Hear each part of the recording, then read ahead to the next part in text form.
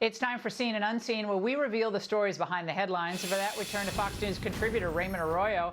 All right, Ray, as I alluded to in the angle, Scarborough and Brzezinski have returned from a diplomatic mission. Ooh. Joe and I went to Mar-a-Lago. It was the first time we have seen him in 7 years. We didn't see eye to eye on a lot of issues, and we told him so.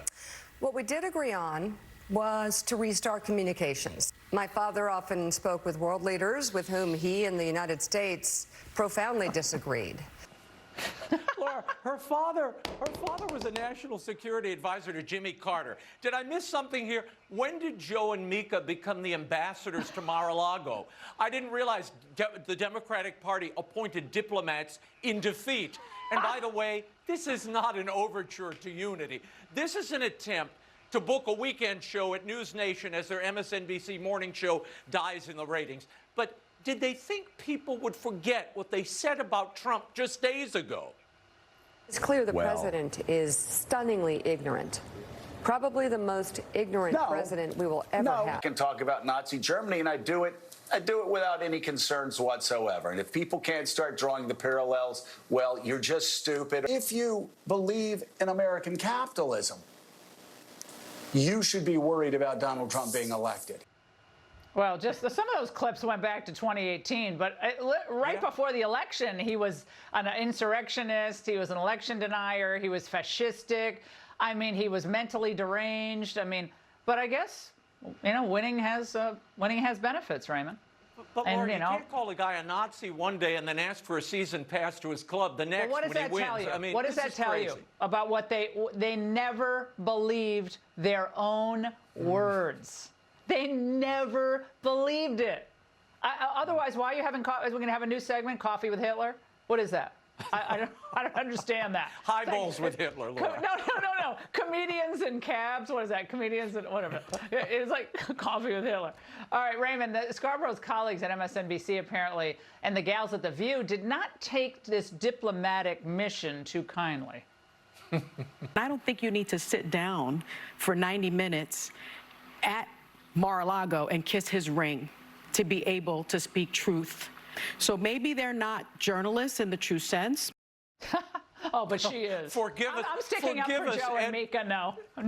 Yeah, forgive us, Edward R. Hostin, you know. Look, but that kind of thinking, to try to continue this narrative in defeat, Laura, this is why the Democratic Party lost. To have no self-reflection at this point seems very defeating. I mean, this has been, the country rejected this narrative, just for the record. Meanwhile, it's pretty smart. Other parts... It's pretty smart. Hold on, Raymond. It's pretty smart of them. I mean, if you're them... If you're Joe and Mika, it's really their only card to play. What are they going to keep doing? Spitting in the wind about Hitler? That didn't work, and they kind of admitted that. They said what we were doing didn't really work. We haven't changed our views, but we're going to try a different approach. And we're going to talk to him. But it's really somebody should tell Whoopi and the girls. Yeah, it was an act of survival, though. I think it's like survival of the fittest kind of move. But go ahead. Meanwhile, other parts of the Democratic Party, Laura, are in full meltdown. The New York Times featured a piece this weekend with the headline, "Men, Maybe Not." Did you see that? I missed that gem. Well, I saw the piece I love this headline, though. Disappointed by the defeat of another female nominee, particularly young women online are channeling their disappointment into anger toward men as a whole. Oh, yeah. Great. What a wonderful way to get a female elected in the future, Laura. I hate you. I won't have sex with you. I don't want to date you. They call it hetero-pessimism. I call it a recipe for extinction. I mean, this is the dumbest thing ever. But the good news is they're not having indiscriminate sex, so that clears up all those abortion rights questions that everybody was so worried about. No sex, no abortions. They took care of that pretty good. And you know, Laura, I'm always looking for a cultural thread. There is a type of response underway.